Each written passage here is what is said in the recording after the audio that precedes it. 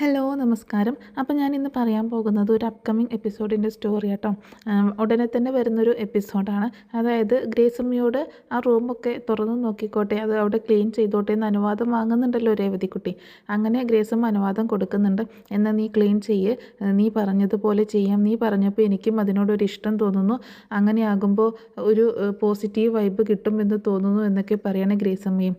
അപ്പോൾ രേവതിക്കുട്ടി പറയുന്നുണ്ട്, അങ്ങനെയാണ് ചെയ്യേണ്ടത്, അല്ലെങ്കിൽ അതാകെ വൃത്തികേടായിട്ടിരിക്കില്ലേ, നമുക്ക് ഇഷ്ടമില്ലാത്ത ഒരാളുടെ റൂം പോലെയാണ് ഇപ്പോൾ അത് കാണുന്നത്, നീ പറഞ്ഞത് ശരിയാണ് എന്ന് പറയണ ഗ്രേസമ്മ. രേവതിക്കുട്ടി പറയുന്നത്, നമുക്ക് ഇഷ്ടമില്ലാത്ത ഒരാളുടെ റൂം പോലെയാണ് ഇപ്പോൾ ആ റൂം കാണുന്നത്, അത് ഒക്കെ വൃത്തിയാക്കി എല്ലാ ദിവസവും ഒരു മെഴുകുതിരിയൊക്കെ കത്തിച്ച് നമുക്ക് വൈകുന്നേരം അവിടെ നിന്ന് പ്രാർത്ഥിക്കുമ്പോൾ ഒരു പോസിറ്റീവ് ഈ വൈബ് കിട്ടും, അപ്പോൾ അതുകൊണ്ട് നമുക്ക് അങ്ങനെ ചെയ്യാം എന്ന് പറയാണ് രേവതിക്കുട്ടി.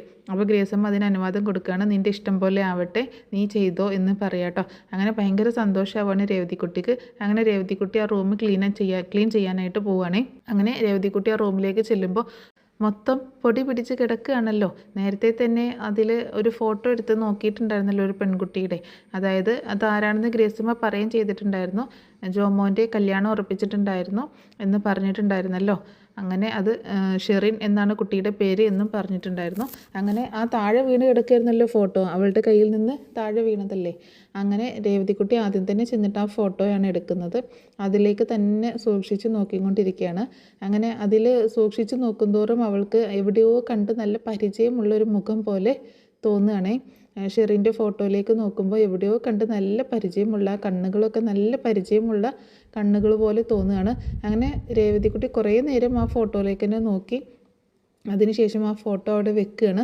പിന്നീട് അവിടെ മൊത്തത്തിൽ ഇങ്ങനെ നോക്കുമ്പം അലമാരയും ബെഡും ബെഡ്ഷീറ്റും ഒക്കെ അങ്ങനെ തന്നെ കിടക്കുകയാണ് കേട്ടോ. വൃത്തിയിൽ നീറ്റായിട്ടാണ് കിടക്കുന്നതെങ്കിലും ഫുള്ള് പൊടി പിടിച്ചാണ് കിടക്കുന്നത്. അങ്ങനെ രേവതിക്കുട്ടി അകത്തേക്ക് കയറിയിട്ട് അതൊക്കെ ഓരോന്നോരോന്നായിട്ട് ക്ലീൻ ചെയ്ത് തുടങ്ങുകയാണ്. ആദ്യം തന്നെ മാറാലയൊക്കെ അടിച്ച് പൊടിയൊക്കെ ജനലൊക്കെ തുറന്നിട്ടു. അത് ഇച്ചിരി വെളിച്ചവും കാറ്റും ഒക്കെ അകത്തേക്കിട്ട് കയറട്ടെ എന്ന് കരുതിയിട്ട് ജനലൊക്കെ തുറന്നിട്ടിട്ട് മാറാല അടിച്ച് ജനലിലെയും വാതിലെയൊക്കെ പൊടികളൊക്കെ തുടച്ച് വൃത്തിയാക്കുന്നുണ്ട് കേട്ടോ. അങ്ങനെ പിന്നെ ബെഡും ബെഡ്ഷീറ്റൊക്കെ മാറ്റി കട്ടിലും എല്ലാ സ്ഥലവും തുടച്ച് വൃത്തിയാക്കുന്നുണ്ട്. തുണി വെച്ച് തുടച്ച് വൃത്തിയാക്കുകയാണ്. അലമാരിയൊക്കെ ഉണ്ട്, അലമാരിയിലൊക്കെ ഒരുപാട് ഡ്രസ്സുകളും ഒക്കെ ഇങ്ങനെ ഉണ്ട് കേട്ടോ. അതിൽ ജോമോൻ്റെ കുറേ ഡ്രസ്സുകളും സാധനങ്ങളും ഒക്കെ ഉണ്ട്. ഒരുപാട് സാധനങ്ങളുണ്ട് കേട്ടോ ആ റൂമിൽ. ഒരു ക്രിക്കറ്റ് ബാറ്റും ബോളും അതുപോലെ ഒരു ഗിറ്റാറൊക്കെ ഉണ്ട്. ആ റൂമിൽ ഒരു ഗിറ്റാറൊക്കെ ഉണ്ട്. അപ്പം രേവതിക്കുട്ടി ഇതെല്ലാം എടുത്ത് തുടച്ച് വൃത്തിയാക്കി അങ്ങനെ വെക്കുന്നുണ്ട്, പൊടിയൊക്കെ തട്ടി വെക്കുന്നുണ്ട്. അങ്ങനെ അലമാരയും ബെഡും ബെഡ്ഷീറ്റും ഒക്കെ മാറ്റി കട്ടിലും എല്ലാ സ്ഥലങ്ങളും തുടച്ച് അവസാനം ആ ഒരു ടേബിൾ ഉണ്ട് കേട്ടോ അവിടെ. ആ ടേബിളിലാണ് കുറച്ച് ഫോട്ടോസും ഫ്രെയിം ചെയ്ത ഫോട്ടോസും ജോമോൻ്റെ ഫോട്ടോയൊക്കെ ഉണ്ട്. ജോമോനും ഗ്രേസമ്മയും മാമച്ചാനും നിൽക്കുന്ന ഫോട്ടോയും എല്ലാം ഉണ്ട് കേട്ടോ. അങ്ങനെ അതെല്ലാം തുടച്ച് വൃത്തിയാക്കി വെക്കുന്നുണ്ട്. അങ്ങനെ ആ ടേബിളിലുള്ള സാധനങ്ങളും ഡയറിയൊക്കെ ഇങ്ങനെ നന്നാക്കി എടുത്ത് വെക്കുന്ന സമയത്താണ് ഒരു ഡയറി രേവതിക്കുട്ടിയുടെ കണ്ണിൽ പെടുന്നത് കേട്ടോ. അപ്പോൾ ആ രേവതി ആ ഡയറി എടുത്തിട്ട് അതിങ്ങനെ മറിച്ച് നോക്കുമ്പോൾ അതൊരു പേഴ്സണൽ ഡയറിയാണെന്ന് മനസ്സിലാവുകയാണ്. അങ്ങനെ ഡയറിയിൽ ഇങ്ങനെ ഓരോ ദിവസത്തെ കാര്യങ്ങൾ എഴുതി വെച്ചിട്ടുണ്ട്. അതായത് ഈ ഷെറിനെ കണ്ടുമുട്ടിയ ദിവസം മുതലുള്ള കാര്യങ്ങളും അതുപോലെ ഓരോ ദിവസം ലൈഫിൽ സംഭവിച്ച കാര്യങ്ങളൊക്കെ എഴുതി വെച്ചിട്ടുണ്ട്. അങ്ങനെ ആ കൂടുതലൊന്നും നോക്കാതെ ഇങ്ങനെ ഓരോ പേജും ഇങ്ങനെ ജസ്റ്റ് ഒന്ന് കണ്ണോടിച്ച് ഇങ്ങനെ നോക്കുകയാണ് രേവതിക്കുട്ടി. അങ്ങനെ ലാസ്റ്റ് പേജ് എത്തുമ്പോൾ അത് തീർന്നു. കുറച്ച് ലാസ്റ്റല്ല, ഏകദേശം കുറച്ച് കഴിഞ്ഞപ്പോൾ ഡയറി എഴുതിയത് അവസാനിച്ചു. പിന്നെ അങ്ങോട്ട് എഴുതിയിട്ടില്ല. അപ്പോൾ ലാസ്റ്റ് എന്തായിരിക്കാം എഴുതിയത് എന്ന് ഓർത്തിട്ട് ആ ലാസ്റ്റ് പേജിലുള്ളത് മാത്രം വായിക്കുക കേട്ടോ. അപ്പോൾ അതിലെഴുതിയത് വായിച്ചിട്ട് രേവതിക്കുട്ടി ആകെ ഷോക്കാവുകയാണ്. അപ്പോൾ രേവതിക്കുട്ടിക്ക് മനസ്സിലാവുകയാണ് ഇവർ രജിസ്റ്റർ മാരേജ് ചെയ്തിട്ടുണ്ടായിരുന്നു എന്നും അതുപോലെ ഇവർ ഒരുമിച്ച് താമസിച്ചിട്ടുണ്ടായിരുന്നു എന്നുള്ളതും രേവതിക്കുട്ടിക്ക് മനസ്സിലാവുക കേട്ടോ. അങ്ങനെ രേവതിക്കുട്ടി ആകെ ഷോക്കാവുകയാണ്. ഇവർ ഒരുമിച്ച് റിസോർട്ടിലൊക്കെ പോയി താമസിച്ചിട്ടുണ്ട്. അപ്പോൾ അതിന് ശേഷം അങ്ങനെയുള്ള കാര്യങ്ങളൊക്കെ ആ ഡയറിയിൽ നിന്ന് മനസ്സിലാവുന്നുണ്ട്. അപ്പോൾ ലാസ്റ്റ് പേജിലുള്ളത് എന്താണെന്ന് വെച്ചിട്ടുണ്ടെങ്കിൽ ഷെറിൻ വിളിച്ച കാര്യം പറഞ്ഞിട്ടാട്ടോ അതിൽ എഴുതിയിട്ടുള്ളത്. ഷെറിൻ വിളിച്ചിരുന്നു, ഇന്ന് അവൾ വിളിച്ചിരുന്നു, ഞങ്ങളുടെ കുഞ്ഞ് അവളുടെ ഉദരത്തിൽ വളരുന്നുണ്ട് എന്നുള്ള കാര്യം അറിയിച്ചുകൊണ്ട് വിളിച്ചു. അവളാകെ ടെൻഷനിലാണെന്ന് പറഞ്ഞു. എന്താ ഇപ്പോൾ ചെയ്യുക, വീട്ടിലൊക്കെ അറിഞ്ഞു കഴിഞ്ഞാൽ പ്രശ്നമാകും, വിവാഹം കഴിഞ്ഞിട്ടില്ലല്ലോ, അതിന് മുന്നേ ഇങ്ങനെയൊക്കെ സംഭവിച്ചില്ലേ, അതൊക്കെ അറിഞ്ഞാൽ വീട്ടിൽ പ്രശ്നമാകും, ചാച്ചനും അമ്മച്ചിയും ചേട്ടായിയും ഒക്കെ പ്രശ്നം ഉണ്ടാക്കും എന്നൊക്കെയുള്ള രീതിയിൽ അവളിങ്ങനെ പറഞ്ഞ കാര്യങ്ങളൊക്കെ അതിലിങ്ങനെ എഴുതി വെച്ചിട്ടുണ്ട് കേട്ടോ ആ ഡയറിയിൽ. അപ്പോൾ അതൊക്കെ രേവതിക്കുട്ടി വായിച്ചിട്ട് രേവതിക്കുട്ടി ആകെ ഷോക്കാവുകയാണ്.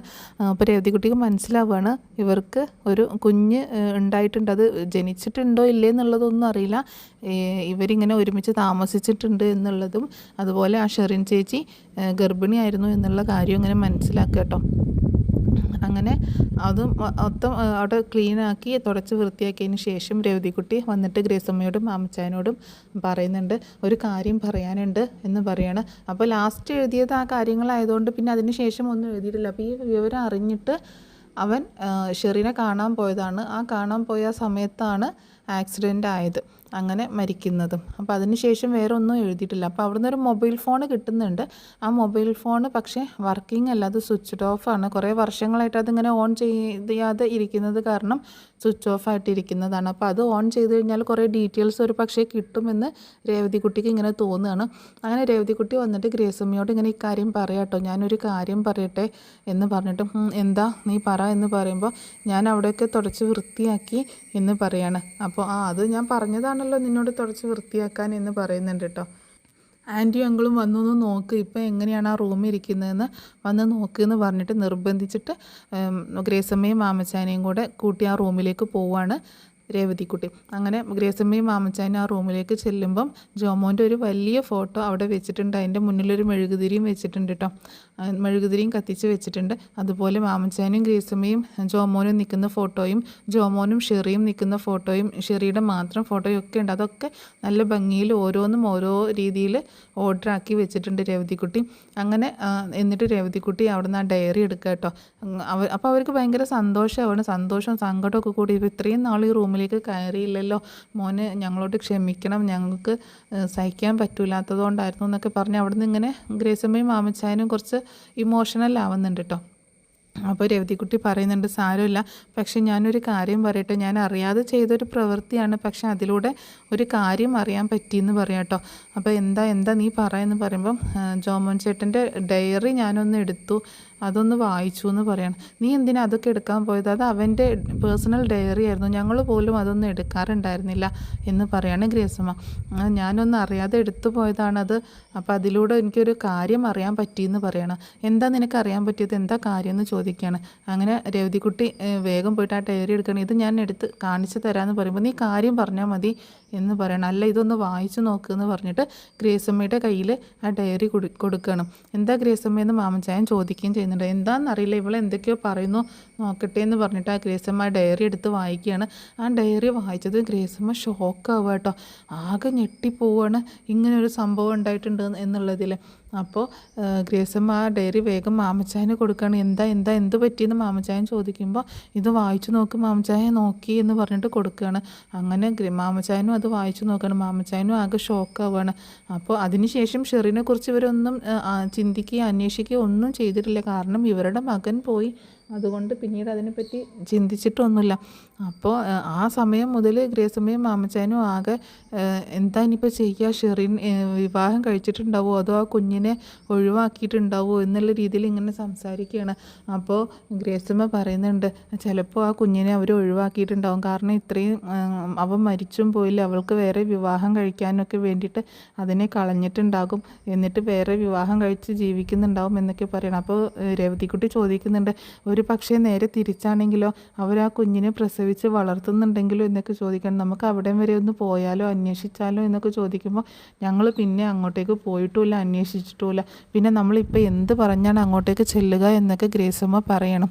അങ്ങനെ എന്താണെങ്കിലും ഗ്രേസമ്മയുടെയും മാമച്ചായൻ്റെ മകൻ്റെ കുഞ്ഞ് അവളുടെ വയറ്റിൽ ഉണ്ടായിരുന്നു എന്നുള്ള കാര്യം, അവൾ ഗർഭിണിയായിരുന്നു എന്നുള്ള കാര്യം അവർ തിരിച്ചറിയാണ്. ഇനി അതിൻ്റെ സ്റ്റോറി ആട്ടോ ഇനി വരാനൊക്കെ പോകുന്നത്. അതായത് ഗ്രേസമ്മയുടെയും മാമച്ചായൻ്റെയും പേരക്കുട്ടിയായിട്ട് ചിന്നുമോളാണ് വരുന്നത്. അപ്പോൾ അതൊക്കെ എങ്ങനെയാണ് എന്താണെന്നൊക്കെ ഉള്ളത് ഡീറ്റെയിൽ ആയിട്ട് ഞാൻ നെക്സ്റ്റ് എപ്പിസോഡിൽ പറയുന്നതായിരിക്കും കേട്ടോ. അപ്പോൾ ഈ സ്റ്റോറി നിങ്ങൾക്ക് ഇഷ്ടമായിട്ടുണ്ടെങ്കിൽ ഒന്ന് സപ്പോർട്ട് ചെയ്യണേ.